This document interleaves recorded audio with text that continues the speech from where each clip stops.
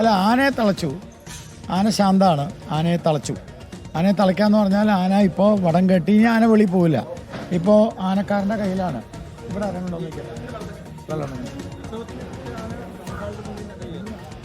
വടക്കാ ക്ഷേത്രത്തിൻ്റെ അവിടെ നിന്ന് വന്നു എന്നാണ് പറഞ്ഞത്. എനിക്കറിയില്ല.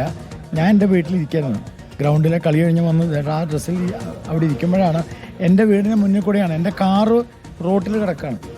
എൻ്റെ കാറിൻ്റെ സൈഡിൽ കൂടിയാണ് ഈ ആന പോണേ. വളരെ ശാന്തമായിരുന്നു പോകുമ്പോൾ. ആ ആന ആ വഴിക്ക് നേരെ പോയിട്ട് അവിടെ എന്തോ കണ്ടിട്ട് തിരിഞ്ഞു വീണ്ടും വരികയാണ്. ഞങ്ങളുടെ കാർ അവിടെ കിടക്കുകയാണ്. എൻ്റെ കാറ് എൻ്റെ അടുത്ത വീട്ടിലെ ആൾക്കാരെ കാണാൻ വനം വകുപ്പ് ഉദ്യോഗസ്ഥർ കാണാൻ വന്നേക്കാണ് ഇപ്പോൾ.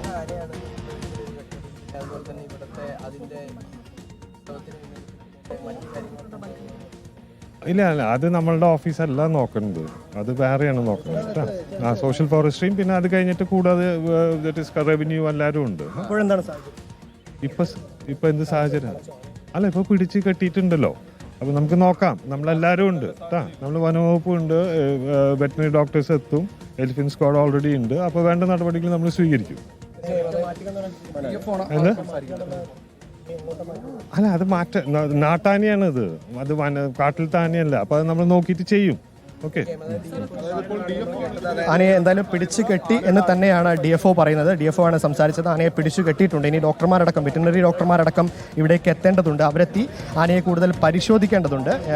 അല്ലെങ്കിൽ വെൽഫെയർ സ്ക്വാഡിലെ ആളുകളടക്കം ഇവിടെയുണ്ട്. എന്തായാലും മയക്കൂടി വെക്കാതെ ഒന്നും അങ്ങനെയല്ല. നമ്മുടെ സ്റ്റാഫ് എല്ലാവരും ഇവിടെ ഉണ്ട്. നമ്മളത് മാക്സിമം ചെയ്യുന്നുണ്ട്. ഇതൊരു ആനയാണ്, അപ്പൊ നമുക്ക് അതിൻ്റെതായ സമയം വേണം. നമ്മൾ മാക്സിമം ചെയ്യുന്നുണ്ട്. ഓക്കെ, വനംവകുപ്പ് ഉദ്യോഗസ്ഥർ ഏകദേശം 1.5 മണിക്കൂറോളമാണ്. പക്ഷെ 1.5 മണിക്കൂർ കഴിഞ്ഞാണ് വനംവകുപ്പ് ഉദ്യോഗസ്ഥർക്ക് അവിടെ എത്താൻ പറ്റിയത് അല്ലേ? അതിനിടയിൽ ആർക്കും അപകടമുണ്ടായില്ല.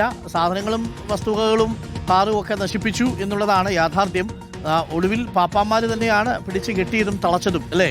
ഇപ്പോൾ എലിഫന്റ് സ്ക്വാഡ് അവിടെ എത്തി ഏകദേശം 1.25 മണിക്കൂറിന് ശേഷം അല്ലേ ഷമാഷ്?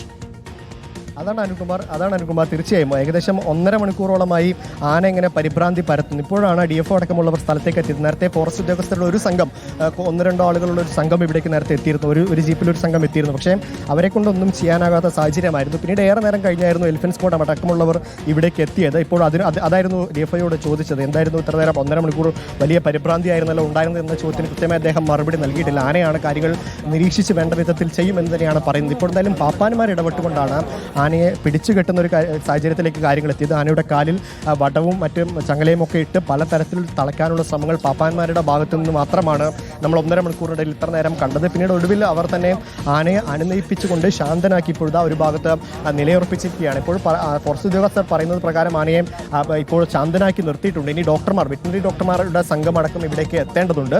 അവരെത്തി ആനയെ കൃത്യമായി പരിശോധിക്കേണ്ടതുണ്ട്. അതിനുശേഷം മാത്രമാണ് ഈ കാര്യങ്ങളടക്കം വരികയുള്ളൂ. ഇപ്പോൾ ഡെപ്യൂട്ടി മേയറുണ്ട്.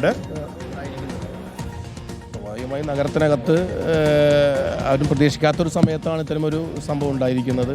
എന്തായാലും ഇപ്പോൾ ആനയെ തളച്ചു എന്നുള്ള ഏറ്റവും ആശ്വാസകരമായ വാർത്തയാണ് ഇപ്പോൾ ഉണ്ടായിരിക്കുന്നത്. എല്ലാ ആനയെ തളച്ച് സുരക്ഷിതമായ സ്ഥാനത്തേക്ക് ആനയെ ഇപ്പോൾ നിർത്തിയിട്ടുണ്ട്. അതുകൊണ്ട് തന്നെ മറ്റ് ആശങ്കകളൊന്നും തന്നെ ഇപ്പോൾ ഇല്ല.